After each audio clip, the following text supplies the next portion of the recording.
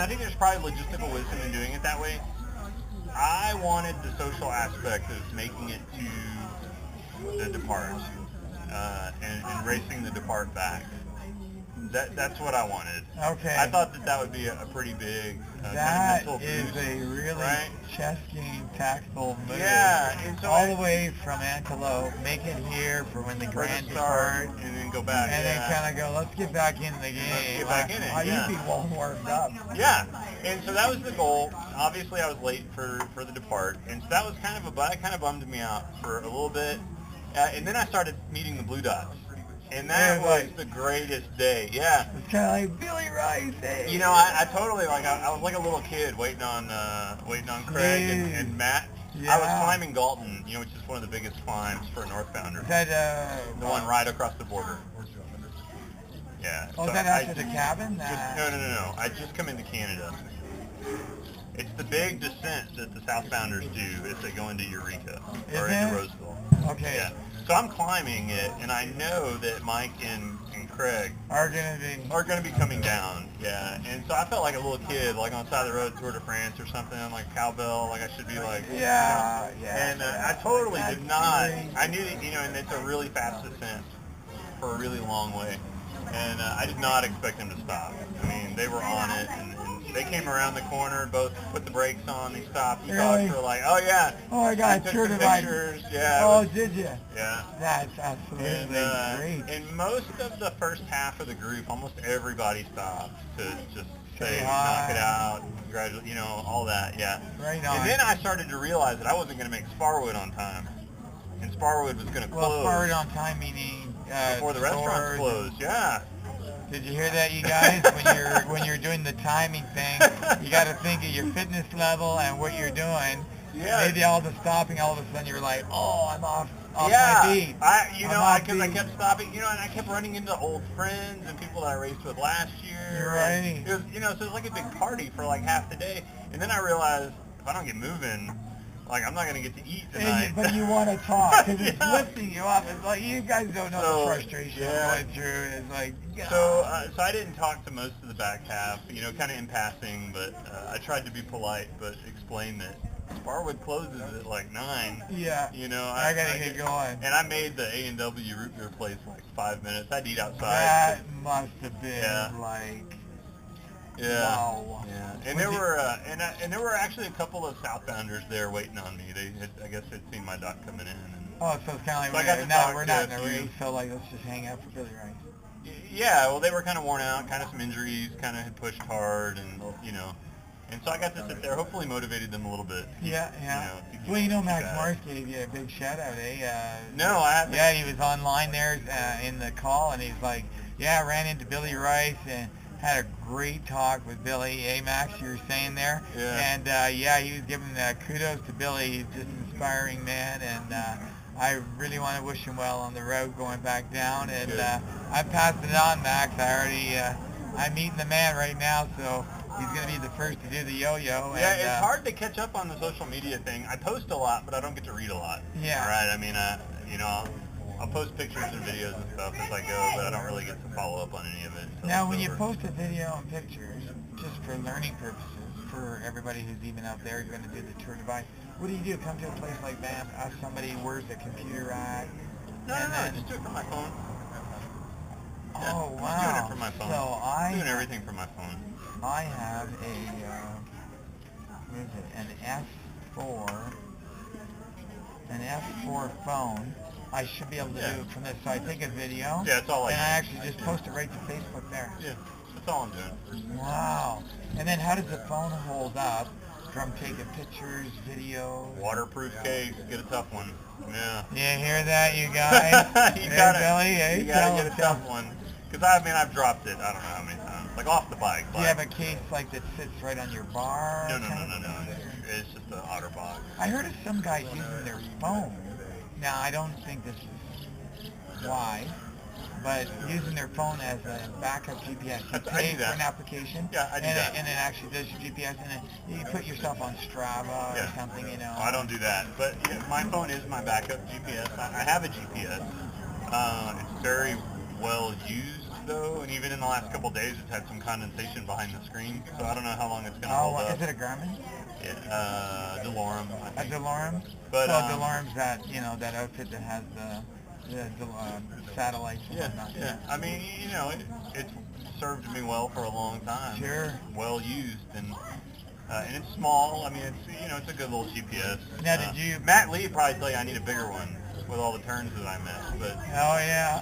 Hey, Matt, what do you think? Are you gonna come back on that one? Hey, Matt? Well, it's so bizarre. Like, the more fun that you have on the route, the more turns I miss. I've noticed. Well, guess what? Because I quit paying attention. Like, I'm enjoying the scenery. Is it really hard to go along, like, if I haven't did this, like to go along and just kind of go, oh yeah, I'm supposed to turn there. And then you have to actually stop, memorize maybe a few waypoints, like when I get to Helena, I gotta make sure. And then, how do you make sure, like, you don't even know what the spot or the point is that you have to make a turn, so every turn that you come to, you have to sit back and go, verify. Is this where, let's see, GPS coordinate, oh, I don't even turn here, damn. That's exactly. Slow me down, damn it. That's exactly what you do, yeah. Oh, so that's probably why Craig is feeling so buff on not carrying no map. He's got it. Yeah.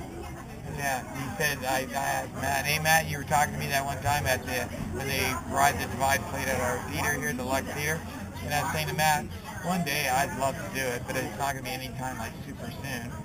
And I asked Matt, I said, how long does it take to memorize the road? And he said, you got to be doing it at least 3 times. The one way, and that'll give you, enough in your head. And I thought, what happens if I go both ways? I mean, Crazy Larry's my name.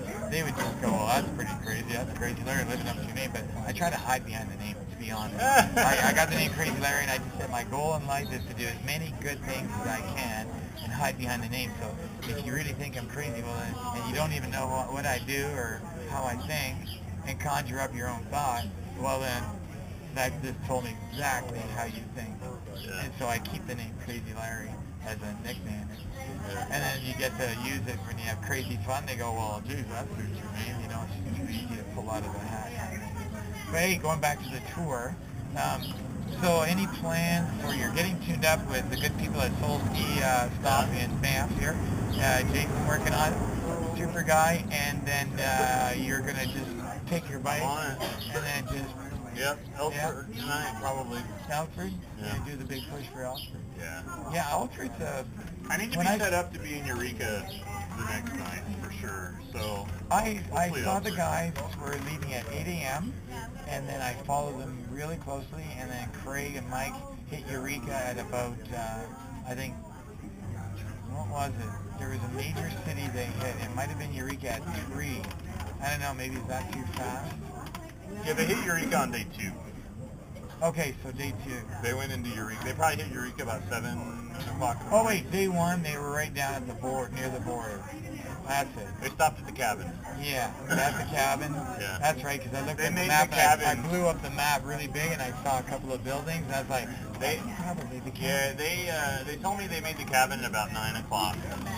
Yeah. So they did 195 miles in... And that was through the flathead, all the single track. Yeah. Catch that, you guys. That single track I heard is pretty brutal. Yeah. Whoa.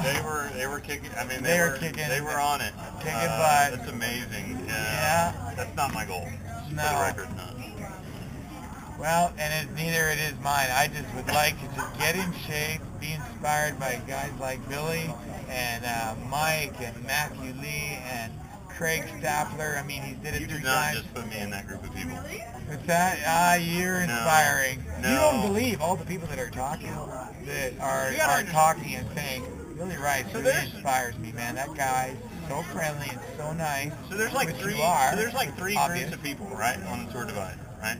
You have the guys in the front, all business, right? Season, I want to go for it. They are strategic. They're not missing turns. Yeah. They're right. Yeah. And you got the mid-packers, right? Like I'm a mid-packer. That's where I'm at. Mid-packer at heart. You know, you stop, you visit, you eat a lot, you sleep more than you should. Well, you're enjoying yourself, and you're trying to do a little bit of a personal best, you know, like against the top.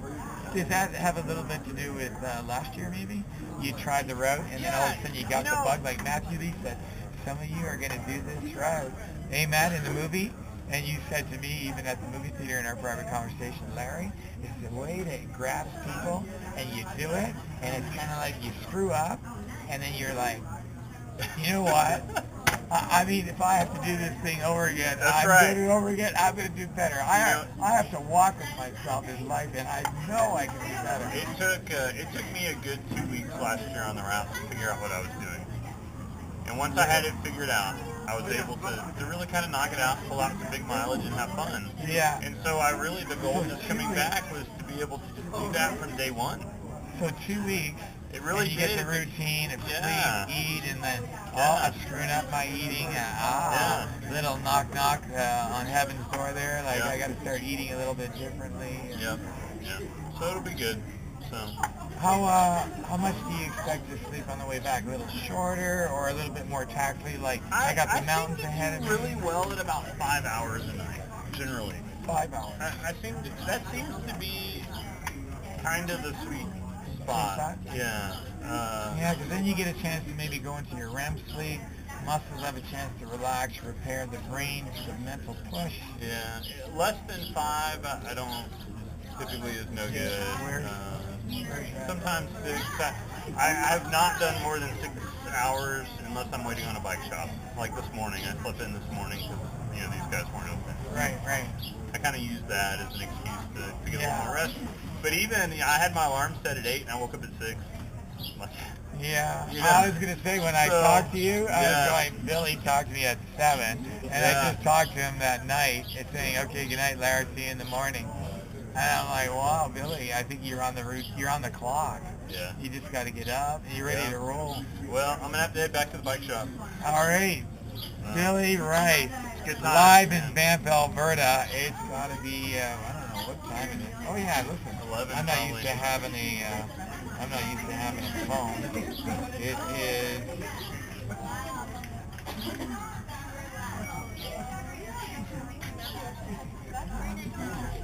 It is 10:49 a.m. The goal is to get out of here around 11, so we'll see. All right, so 10 more minutes. Let's stop talking and let this man of action do the yo-yo. First man to do the yo-yo, northbound and southbound, live with Crazy Larry and Banff. Thanks so much for the interview, man.